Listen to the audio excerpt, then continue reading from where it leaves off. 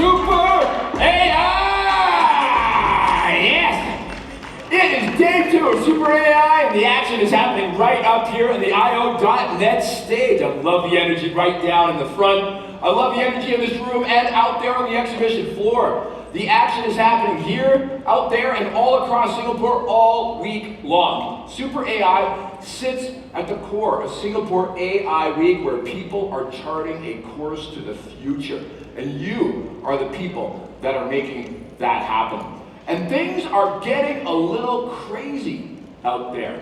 I don't know if some of you checked this morning, you saw that ChatGPT, Sam Altman, was accusing Mark Zuckerberg of offering $100 million US signing bonuses to steal people to try and accelerate their AI program. Things are getting crazy with the Genesis startup competition that we're running, and we're going to have the winners on this stage at the end of the day. Things are getting crazy. If you check the Super AI Instagram feed, you're going to see the hackathon guys at the next hackathon. They started even before the action started on this main stage. They're hammering back the Red Bulls, sleeping on the floor for a couple of, taking their little 20-minute power naps to get in there, and they are also part of building the future. One area that is getting crazy is cybersecurity. And people, for a while things seem to have settled down. Sure, there's always hackers out there, but the game of cat and mouse was manageable. But with the advances in artificial intelligence and the threat on the horizon of quantum computing someday, things seem to be getting crazy in the world of cybersecurity. And if you're wondering what is going to happen, now you're going to find out. We are bringing you the future in this discussion right here that is going to be led by Jane Lowe, Director of Finbox. She's going to be joined up here by Stephen Schumann, who is the Vice President ASEAN with Palo Alto Networks. From Cisco, we have their CTO for Australia, Carl Solder, who's going to be right here on the stage, sitting next to Pedro Bizarro, who is the co-founder and Chief Scientific Officer at FeedZai, and they are going to tell us what is going on and how artificial intelligence and cybersecurity are going to come together and what our future is going to look like. So here they come, Jane Lowe, the time is now. Let's have it. Yeah. Go get it. All right. Yeah. Back it up, back it in. Let me begin. I came to win, not me, that's a sin. Hi.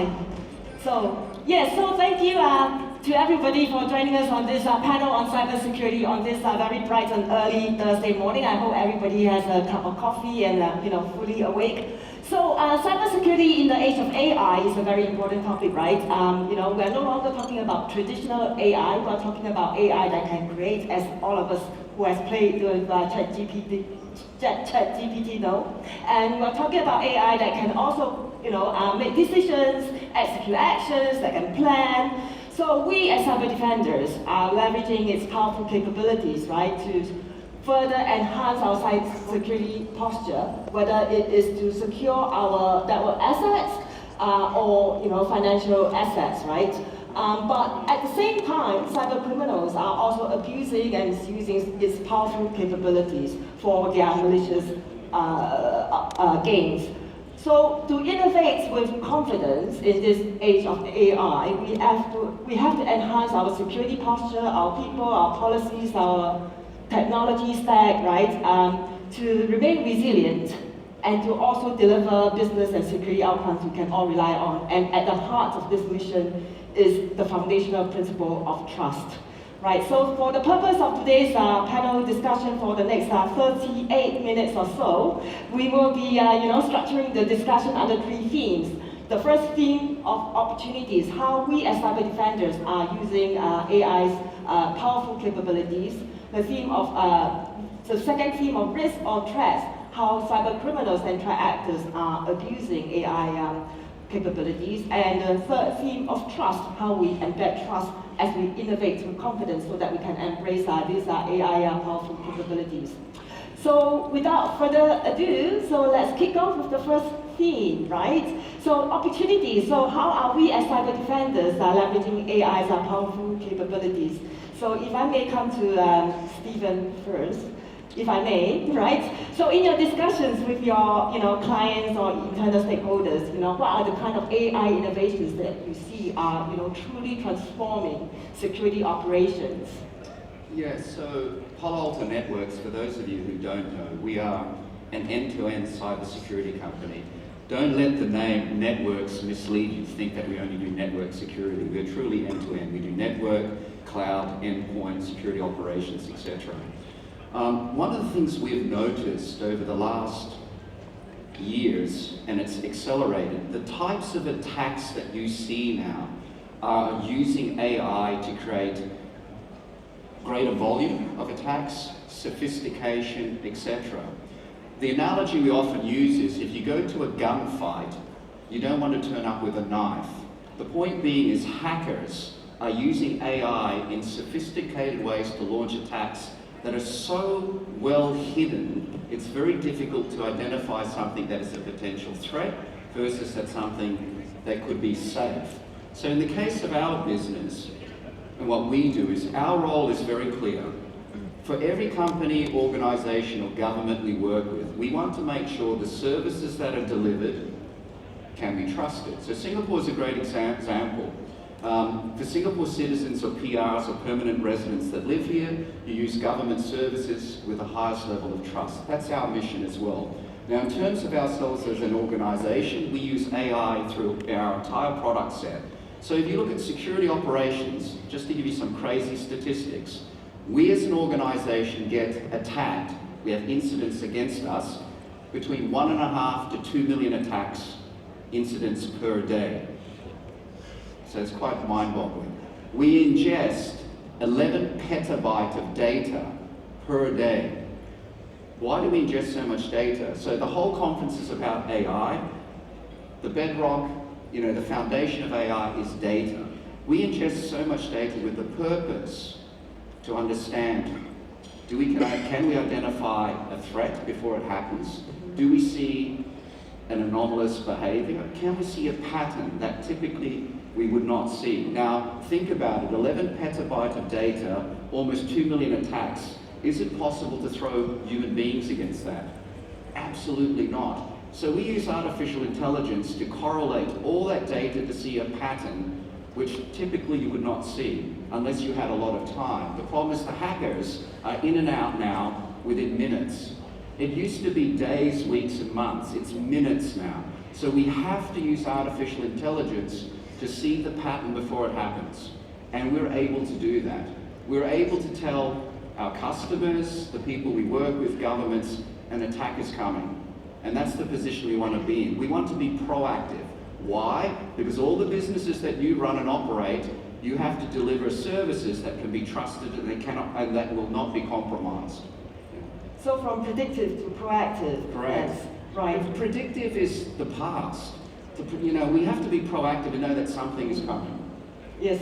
Carl? Yeah, so as CTO, I'm going to talk about the tech. There's a lot happening that's powering artificial intelligence in the solutions that you're potentially looking to deploy. And I kind of want to categorize it in a number of different buckets. First and foremost, there's actually the infrastructure. The infrastructure has a really important part to play in deploying and adopting and supporting AI. AI has very deterministic requirements around being supported, so the infrastructure is going to be a big part of that. But as far as how cyber and AI are coming together, some of the innovations we're starting to see, the first area, I guess, is what we call embedded AI. Stephen kind of alluded to this, that in the solutions that you're using, off-the-shelf solutions you're using from your different vendors, there's going to be AI running in the background. It's going to be performing a whole bunch of functions, ideally to drive better outcomes for your cyber security posture. So for example, it could be baselining, understanding patterns, looking for anomalies. It could be fast tracking and detecting events that happen outside of those baselines and then being able to perform actions on that.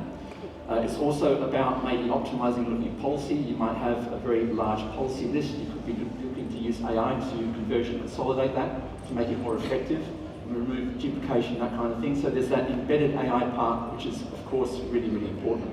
The second part of it is around the notion of AI assistance and agentic AI. And so you can almost think of this as a buddy sitting there with a SecOps person as they're doing their day-to-day job, using the AI assistant to ask it questions, maybe you want to interrogate some data, rather than going through a whole bunch of screens to try and find a bit of data, being able to type, say, hey, can you give me some details around this particular event, bang, it comes back and gives you that access. So So it has access to the same amount of information that a SecOps person would have using their normal dashboards, but it's going to be able to deliver that information in a more timely manner to the operator, hopefully making them more productive in the work that they do.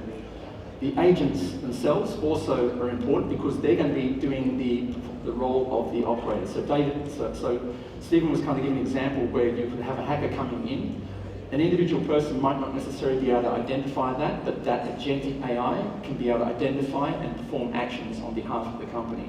So that's another really important part of the tech and the solutions that are powering cyber. The third area is in the area of solutions to actually protect AI itself.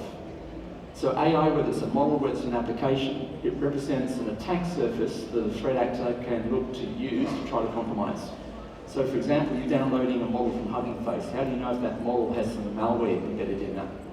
A normal antivirus is not going to help you there. Other solutions will need to be used to identify that.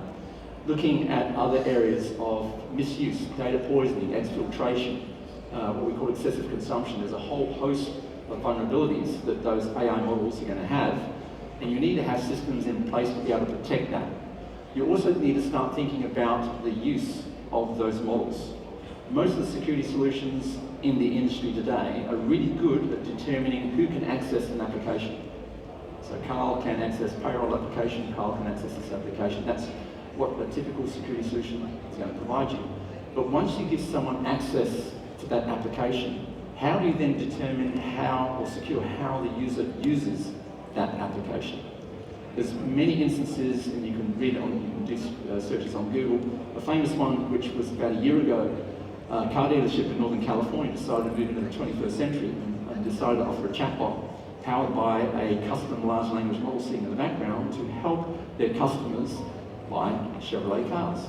Now, of course, some smart individual decided to use and leverage a vulnerability of large language models. It's called an indirect prompt injection attack. And they were able to reconfigure the large language model and convince it to sell it a car, that person a car for $1. You don't want that to happen.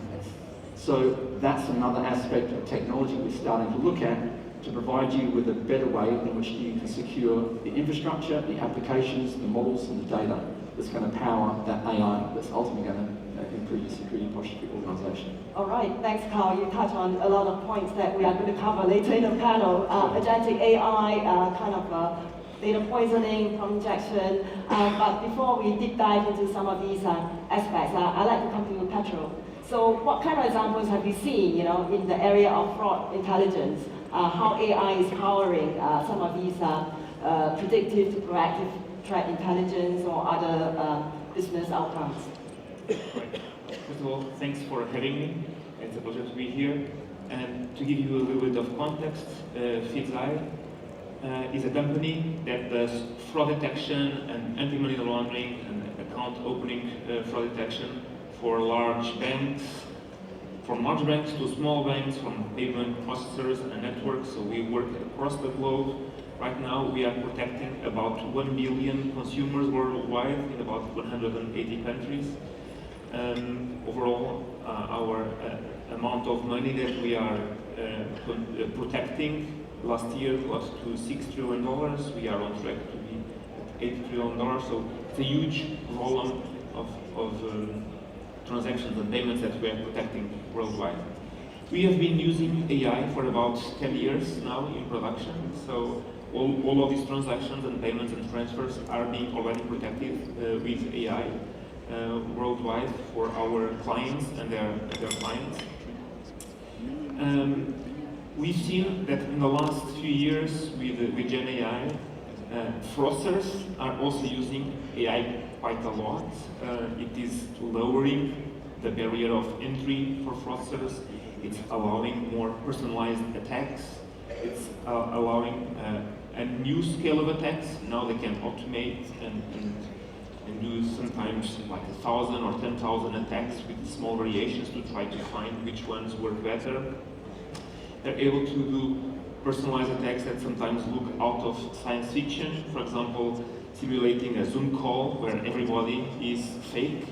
So you think you're talking with your chief financial officer that is giving you some instructions to do a transfer, but in fact that person doesn't exist. It's It's a virtual person with virtual voice, but it looks like your colleague. And of course, this is increasing the effectiveness of these attacks. The amount estimated to be lost by scams in 2024 worldwide was $1 trillion worldwide, so it's a lot of money. So on our side, the good guys fighting these things, we've been using AI a lot in mostly two ways. One is what we call prevention, so it's better and better models. So we are always evolving our AI, publishing papers in the top conferences and patents and our scientific work, and even releasing stuff in open source. We are also using Gen AI to generate synthetic data, for example, pretending the AI to be a rogue agent to try to bypass the model, to generate data so that we can now train models with more data and better data, to be more robust. So that's one way. We are also using large language models and large vision models to prevent scams. So sometimes when you get a text, a WhatsApp or SMS message, or you're on a site doing a purchase, we can analyze with a screenshot that and analyze both the image and the text, the price, the stars, and tell the person, raise some alerts saying, oh, the price is too good to be true, or this vendor has no history, or this URL does not match the company URL. So we are raising alerts for people to protect their scams. So we have this arm of using AI for good, which is prevention. And then we have the other arm, which we call productivity. So helping the analysts do their work faster. For example, one thing that they need to do very often is to come up with rules quickly. There's a very specific attack, and they want to stop the attack, and they want to write a rule for that attack. And we have now large language models so that they can help write in plain English. They write a rule, and that rule gets translated into features and models that are then going to put in production more quickly. We also have what we call case summary agents, going back to the one of agent AI. Many times when a transaction is deemed to be suspicious, to be fraud, it goes to a queue, and analysts are looking to those transactions, to the past history of the card and terminal. And many times they even go online and search for that vendor or that merchant on Google or Wikipedia or Foursquare. And all of those things were adding time to the analysts. So now we are using agents to summarize that information so that at a glance they can have all of that information very quickly shown to them. And by that we are able to reduce fraud and optimize their productivity. And we are also deploying, you probably heard, the MCP, the Model Context Protocol that was released a little while ago by Anthropic. We are also developing that at FIDSAI so that our clients, the banks and networks, can bring their own agents to FIDSAI and use them to create rules, create models, deploy things more quickly. Right. Yeah, so innovation is not just about adopting the latest cutting-edge technology, but it's also solving very real business challenges, as you pointed out, and also delivering some of these benefits. And I think many of the benefits that you mentioned is productivity gains and also improved accuracy in many ways. And one emerging sort of benefit that you have also touched on very lightly is elevating analysts from the heavy lifting, right, to doing more of the strategic kind of thinking, training the AI to do more with better rules. So, Stephen, if I may come to you, how do you see the potential of agentic AI to further enhance the security posture? Okay, so this is the latest hot topic, agentic AI. Okay. Before I'll come to that, but I just want to pivot from what my learned colleagues were just touching on. If you look at what's playing out in the industry, be it may around payments, real-time payments, cyber, etc., the historical position has been an incident happens, you create a rule. These are correlation rules. I mean, you heard Pedro talk about creating rules. How efficient is this? There are so many attacks and variations. You're responding to create a rule. This is post the incident. Is it the most effective way of dealing with a threat? Probably not, okay? The purpose of artificial intelligence, and here's the other point I want to make. We're at a conference, you hear the terms large language models, machine learning, deep learning, generative AI. It's really important we as students understand these are all slightly different, okay? These terms are used so different, I mean interchangeable. In fact, they're slightly different. I mean, the purpose of machine learning ultimately is to create automation, to take away the workload. The benefits, since you're talking about agentic AI, where can we take the workload of repetitive tasks? The problem with agentic AI is it is starting to make decisions that we may not be able to predict. You know, when you have a device that's very black, you know, A, B, C outcomes, you can create policies and rules. Agentic AI, the danger we have here is you have the possibility of, whatever you want to call it, a being or whatever, to make decisions that may be unpredictable. But coming back to my point around deep learning, machine learning, generative AI, all of these have different roles and functions. Ultimately, you want to, where there's repetitive tasks, to allow the artificial intelligence to automate that and propose proactively, this is the rule. Think about it. Do you want your staff to be constantly creating correlation rules to respond to an incident? Now, the line of business that Pedro is dealing with banks and payment processes, the line that my friend over here from Cisco and what we're in is, we're trying to help organizations deliver a customer experience. I'm pretty sure most of you when you're traveling, the worst thing to get is a phone call when your wife is in a shop in Italy buying expensive Italian shoes. The bank is saying, is it true that you're buying some shoes? Should we process the credit card? I've had that call, okay? It's irritating. It's the most annoying thing. So the point being is, there's pressure from customers to deliver an immediate experience. That's the world we live in. Artificial intelligence and so forth allows that decision making to be made. Now, Pedro talked about, you know, Zoom calls that are using deep fake, etc. What's very, very interesting, on top of what I talked about, machine learning, deep learning, generative AI, there's also behavioral analytics, okay? There are real incidents at the moment whereby someone can sample, maybe my voice, perhaps not the best accent to sample. He has a nicer accent. Sample that accent, take the image, and you get a phone call with an image, and it's so lifelike, you will believe it. And there are many cases now where people get phone calls from the CFO, we have an urgent deal going down, please transfer the money because we'll lose the opportunity. If you layer on that behavioral analytics, is that the typical behavior of the CFO or CEO? Would he ever call you out to transfer money immediately? Probably not.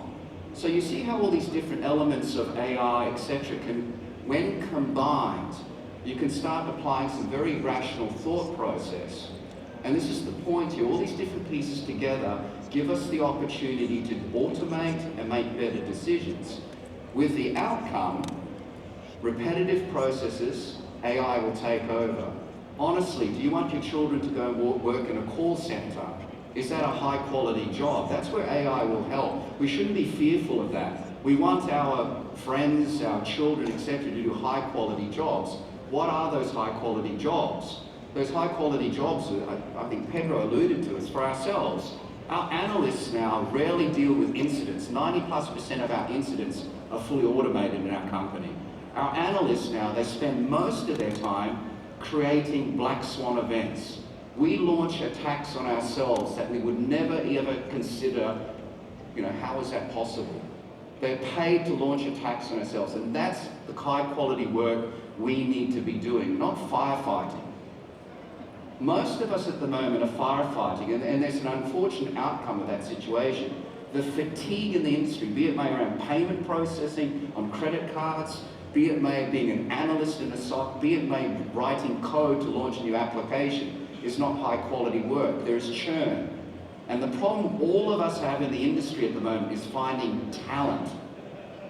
So So that's the role of AI. So I don't want to get bogged down in agentic AI. It's another hot topic. Yeah, okay, maybe.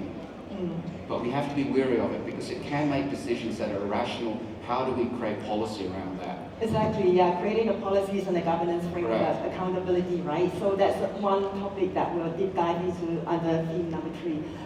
There's 16 minutes left and we still got to talk a little bit about... 5 more questions? Or? Right, I know that, yes, so let's move on to the second theme, which is about risk and threats, which you guys touched on very quickly as well. You know, data poisoning, social engineering, right, deepfakes and all that. What is one that you are particularly concerned about? So we have a threat intelligence group within Cisco who spend kind of 24/7 looking at emerging threats that are coming across the landscape.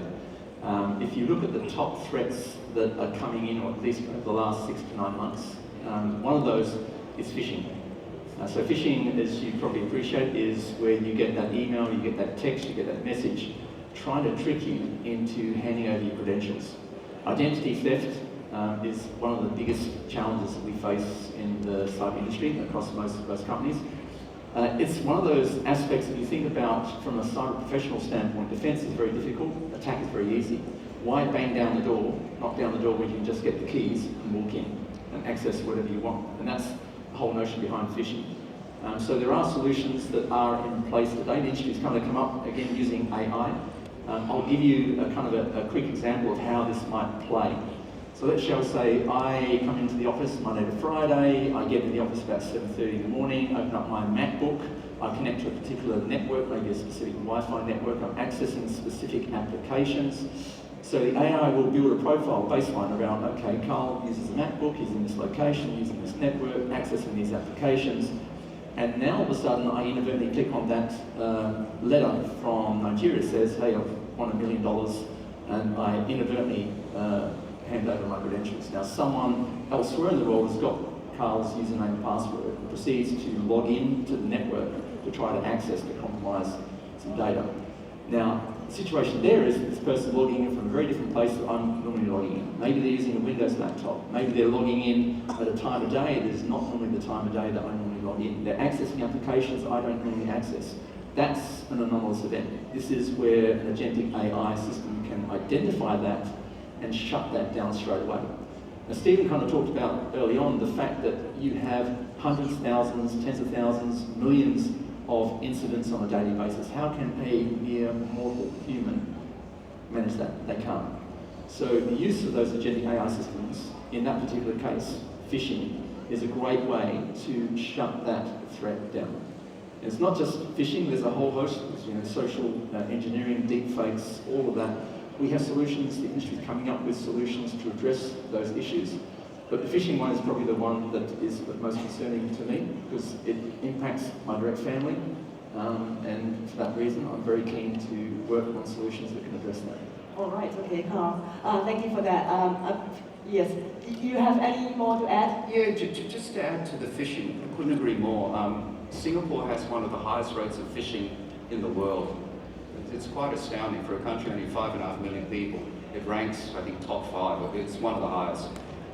And the point here, I think, is you can have the best solution, you can have zero trust mentality, assistance, etc. There's still an element of the human factor. One thing that has not changed is the importance of training and the mindset. Unfortunately, why Singapore has such a high prevalence? You have to understand it's an aging population.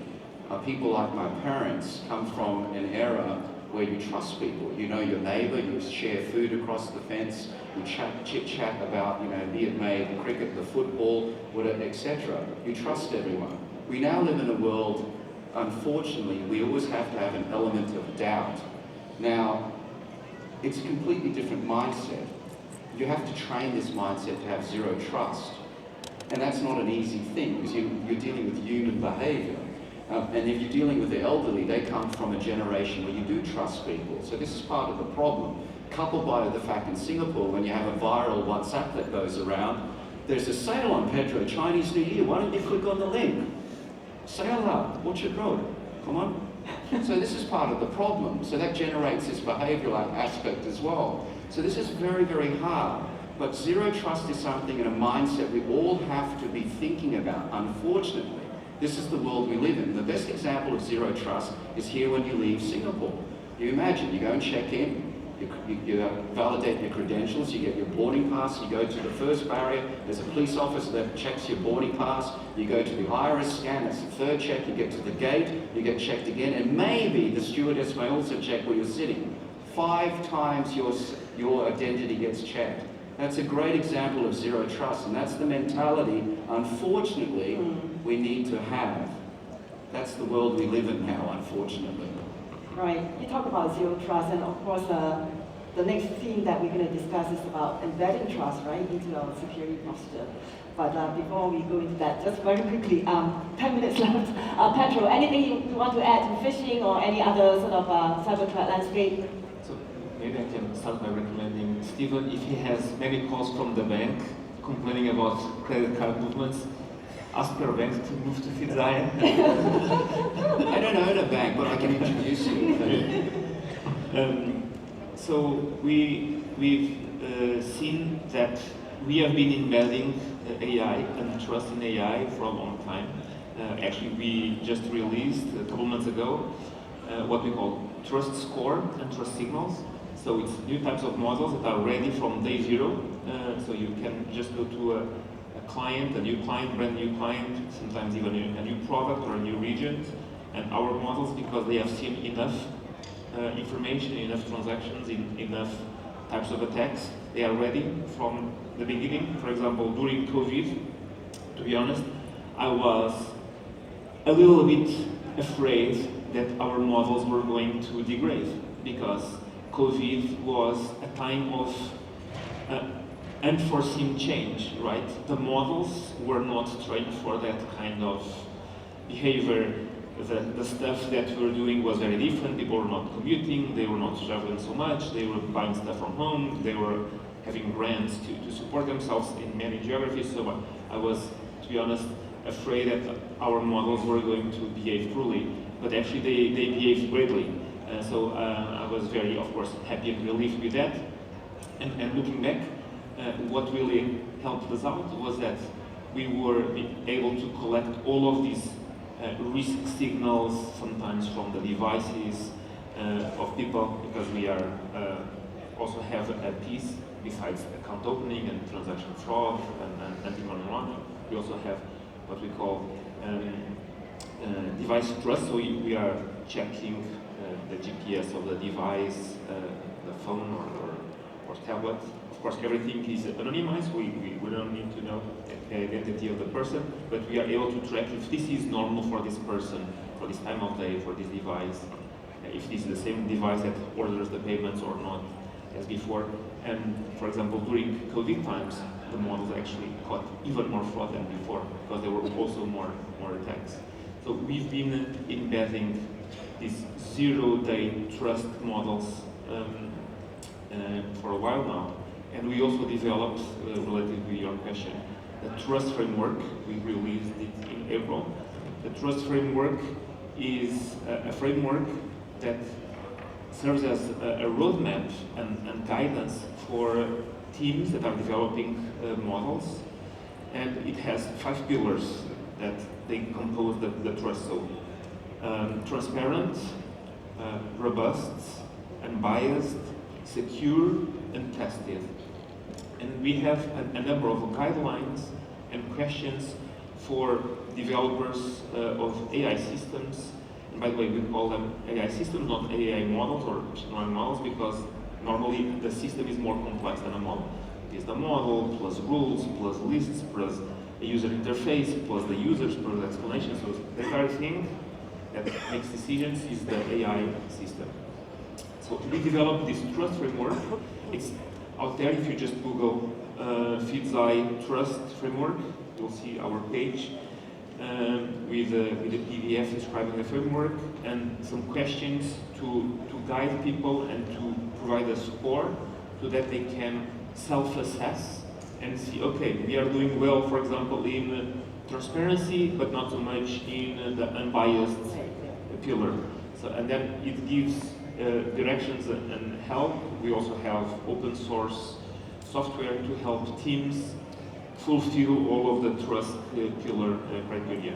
Excellent. You answered some of the questions that I was going to ask you under theme 3, which is about embedding trust. So now we are in 3. If I may come to you, Carl. So one important pillar, if I may, under embedding trust is about resilience. And resilience, of course, is a big topic in cybersecurity. You know, a lot of discussions around that, right? So for our audience, in 2 minutes, for our audience to take away, what do you want them to think about when they are integrating AI systems into their existing infrastructure or building one in-house? Sure. So AI systems that you're looking to implement is another IT asset that you have to think about how you secure. Interestingly, AI is a little bit different from a traditional application. A traditional application, you'll have a screen with a set of fixed inputs, some code behind. You have a very bounded structure around what inputs and what you can ask the application. And then you're going to have a set of code behind saying if then else. It's very structured, very ordered. With AI, you can ask it whatever you want. You have to start thinking a little bit more broadly about how you're going to secure that. So understand that the industry overall is building some very discrete and unique solutions, maybe a little bit different from what we've had in the past.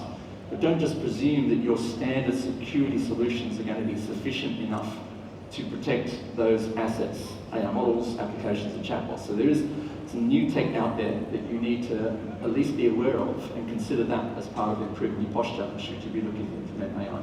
Right, okay. So we talked about a little bit about the technological controls to embed trust. There's also the human factor, which Stephen, you talked about earlier very quickly, about accountability, the importance of accountability frameworks, governance, right? Can you share with our audience, maybe 1 or 2 advice around designing those kind of frameworks? Because it's a very complex topic, right? Yeah, I mean, standardization and governance is critical. I mean, one of the problems we have in this industry, new technology starts, there's a whole bunch of companies here in the room, and what will happen is, if there is money in your business, and hopefully I pray for all of you, you're successful, the criminals will gravitate towards you because that's where the money is. And in response, what happens is you will all buy point solutions to deal with particular problems. So governance of many point solutions and standardizations is very, very difficult, and hackers take advantage of that. That's a huge problem. If you have many, many point solutions, it's hard to have consistent compliance, standardization, governance, etc. And that's been the historic problem of security. You want a common framework. It's critical, okay? So that helps with governance. So you will start to see, this particular organization Carl works through, ourselves, we talk about moving towards standard platforms because it removes blind spots. Okay, so that's important. The other thing I want to flag here, I think it relates to what's very interesting in this industry. There's been millions upon millions upon millions, there are so many zeros in this number, spent on keeping the bad people out. Okay? Where's it gotten us? I think what we need to be is a little bit realistic and pragmatic. The fact of the matter is, it doesn't matter how many $1 million you spend, it's only a matter of time you will be compromised, okay? It just depends how bad, so it speaks to resilience. So, keep them out is a great mantra to have, and you should try to keep hackers out, but the reality is there's a chance someone will get in. So the next question is, if they're in, how quick can you identify someone's in to stop them? This is far more important. So in Pedro's line, it's a malicious payment. How do you stop and block it? In our case, if someone's in your environment, how do you identify it quickly and stop it? This is highly critical. Most organizations and governments around the world now are not even aware they've been compromised, and the hacker may be in the environment not days, but actually weeks and months. So understand they're in and how to stop them. The last part is, as coming back to close the loop around AI, is visibility. You've got to have absolute visibility of the infrastructure to allow governance. The challenge we have now with AI, there are all these applications being launched, and many of you don't even know what your employees are actually using. And that's a fact. And you should be concerned about that. because they're uploading data, they're using generative AI applications, they're doing all sorts of wonderful things to increase productivity, but they're probably sharing information they should not be sharing. And they're not being malicious, they just don't know. They're doing that because their boss has said to them, hey, deadline's tomorrow, Carl, make sure you give me that paper. And it better be a good damn slide deck with animation, okay? All right, that's what we're dealing with. So Yeah, tomorrow, yeah? tomorrow. Right, I'm sure the conversation can go on for a lot longer, but we have only 30 seconds left. So in the last 30 seconds, if I could invite each panelist to, one quick takeaway for our audience. Come and chat to Cisco. All right, okay.